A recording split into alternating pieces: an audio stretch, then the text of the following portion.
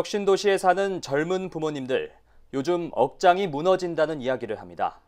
혁신도시 인구는 기하급수적으로 늘고 있는데 아이를 보낼 수 있는 어린이집과 유치원은 크게 부족하기 때문이죠. 현재 상황은 어떤지, 해결책은 없는지 기획보도를 마련했습니다. 먼저 홍인표 기자입니다. 내년까지 경남 혁신도시 이전을 목표로 공사가 한창 진행 중인 진주 진양고등학교. 이전이 완료되면 혁신도시 안에는 초등학교 2곳과 중고등학교 각각 1곳씩 모두 4개의 학교가 들어서게 됩니다. 그렇다면 혁신도시의 교육 인프라는 충분한 것일까? 이곳은 다른 읍면동에 비해 젊은 층의 비율이 높고 영유아도 많습니다. 그러나 어린이집과 유치원은 여전히 태부족 상태로 보육난은 이미 현실화됐습니다. 전화해봤어요. 충무공동에 있는 1단지, 4단지, 8단지, 5단지까지 어린이집을 다 조회해가지고 전화를 해봤을 때 그러니까 얘가 지금 2살이거든요. 2살 반타리가 없어서 지금 4살인데 내년에 5살 돼서 유치원을 가야 되는데 유치원이 많이 부족해서 지금 못 들어가고 있는 상황이거든요. 그래서 5살인데도 지금 어린이집을 가야 돼요. 현재 혁신도시 어린이집은 모두 21곳. 이 가운데 3곳이 공공기관 직장 어린이집임을 감안하면 사실상 18곳이 전부입니다.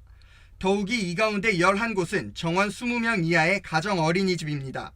다 합쳐도 사실상 1000명을 수용하기 어려운 셈입니다.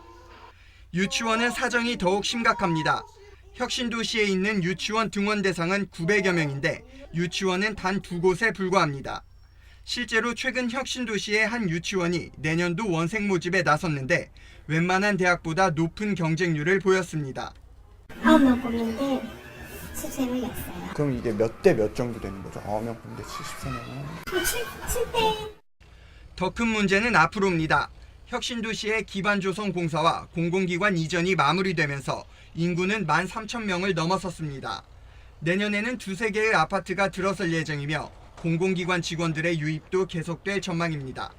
내년만 되면 2만 넘을 거예요. 지금 그 사이에는 이제 아파트가 입주가 없는데 내년 6월달 부담제하고 6월달, 9월달, 12월달 이게 되는데 요 3개 하면은 이 예정된 인구만 해도 내년 2만 2명. 여기에 아이들이 자라면서 초중고등학교 부족 문제로 이어질 가능성도 충분합니다. 지금도 개발이 진행 중인 경남 혁신도시.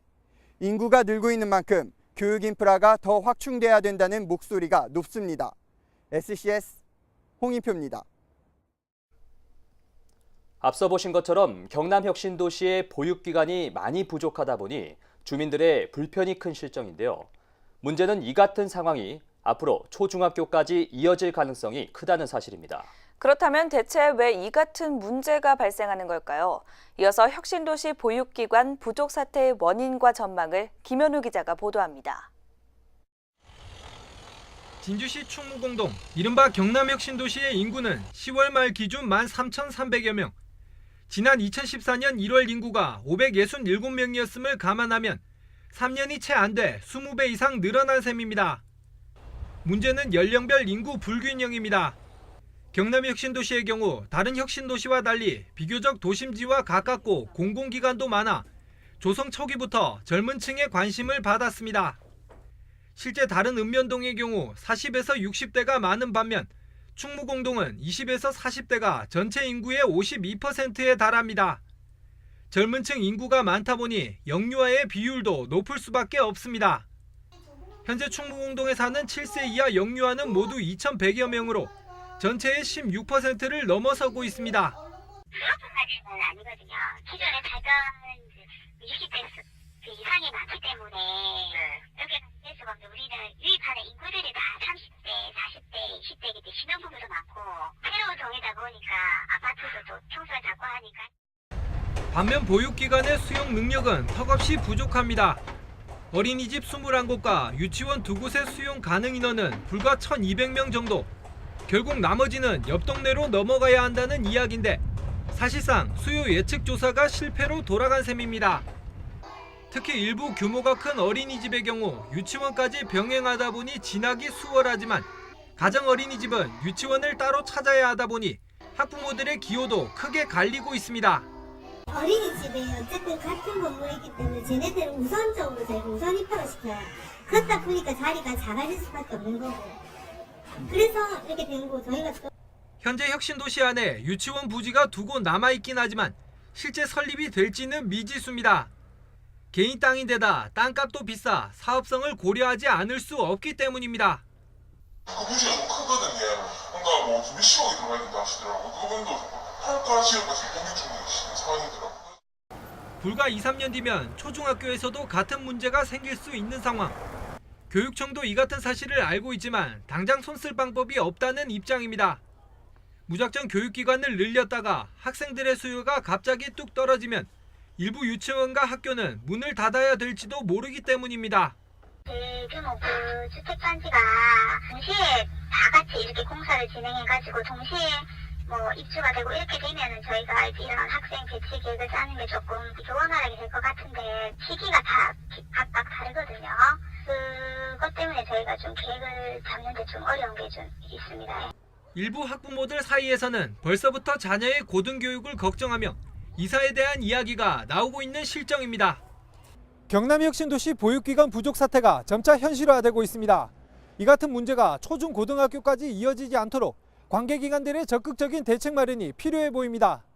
SCS 김현우입니다.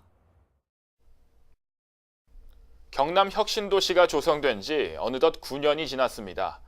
공공기관과 대규모 아파트 단지가 잇따라 들어서면서 인구가 늘어났고 상권도 활성화되는데요. 하지만 정주 여건과 클러스터 등 여전히 제자리 걸음을 걷고 있습니다. 혁신도시는 지금 살만한 도시인 걸까요? 김현우 기자가 시사기획 S를 통해 짚어봤습니다. 한국토지주택공사 LH 앞 상권, 식당과 커피숍, 편의점, 의류점포 등이 두루 들어서 있습니다.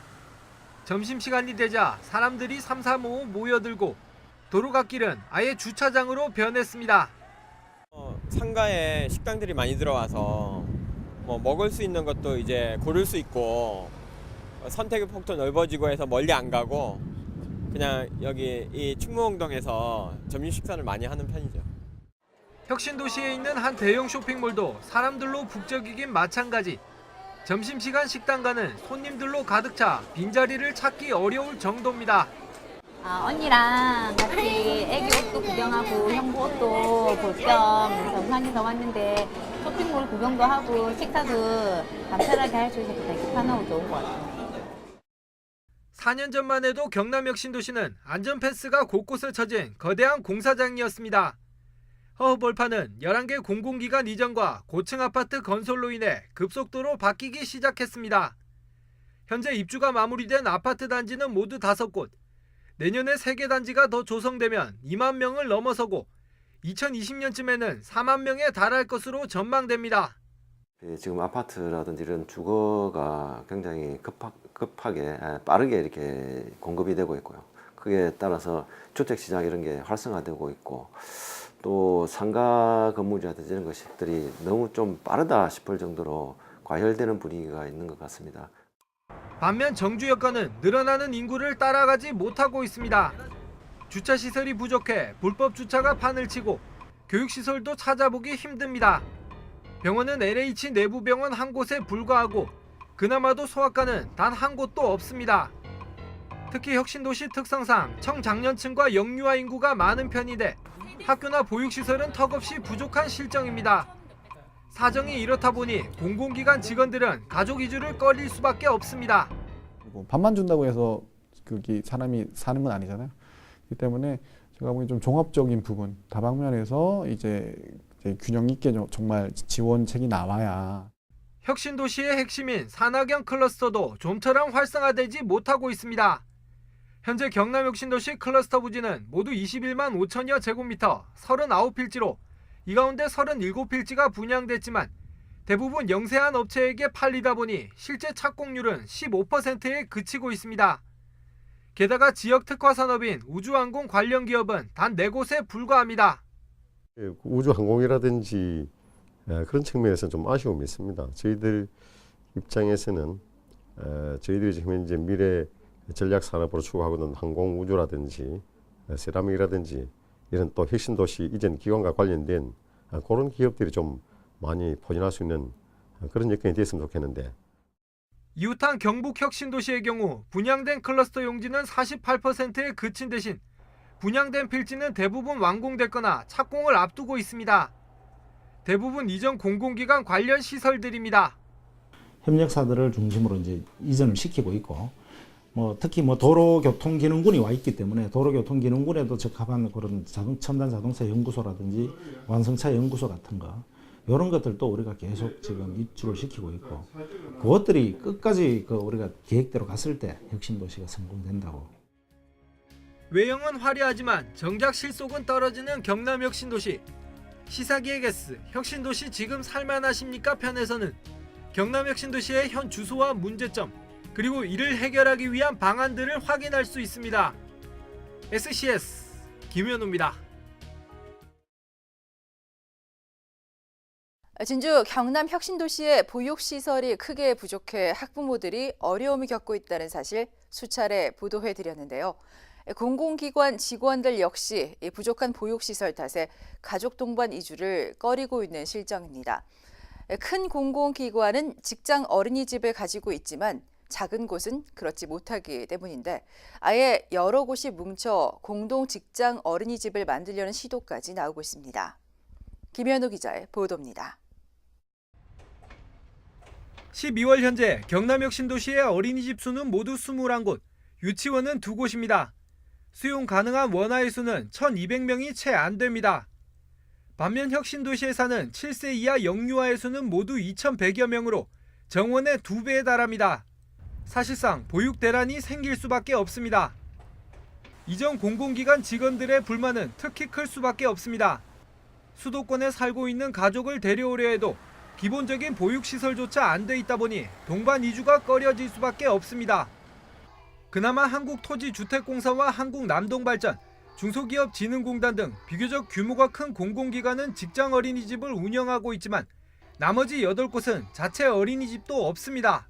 학생 수가 돼야 되기 때문에 예산을 받을 수 있고 그래야 될 수 있다. 그럼 누가 오겠냐 이거죠. 경남도와 진주시, 도교육청 등도 이 같은 사실을 알고 있지만 당장은 어쩔 수 없다는 입장입니다. 전체 인구가 아직 충분치 못하다는 이유에서입니다.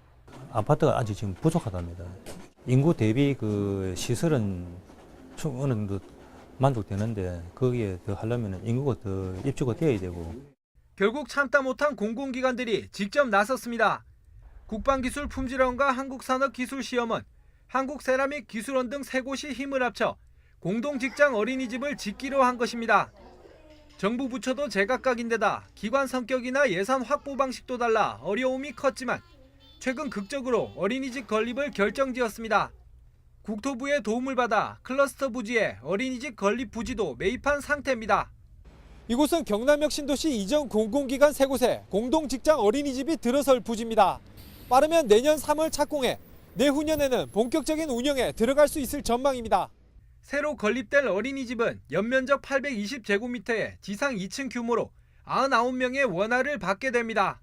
어린이집을 이용하게 되는 만 0세부터 5세의 영유아를 보유한 직원들이 늘어나게 되었는데 이 혁신도시 내에서는 그런 인원들을 다 수용할 만한 그런 공간이 부족하였습니다. 그래서 같은 문제를 공유하고 있던 저희와 한국산업기술시험원, 한국세라믹기술원이 3개 기관이 공동으로 협약을 맺어서 공동직장 어린이집이 만들어지면 100명 가까운 어린이집 원생 수요가 생기게 되는 만큼 학부모들의 불만도 조금은 사그라질 전망. 하지만 여전히 유치원과 초등학교는 정원수가 턱없이 부족한 만큼 행정과 교육당국에 보다 적극적인 움직임을 요구하는 목소리는 갈수록 커지고 있습니다. SCS 김현우입니다.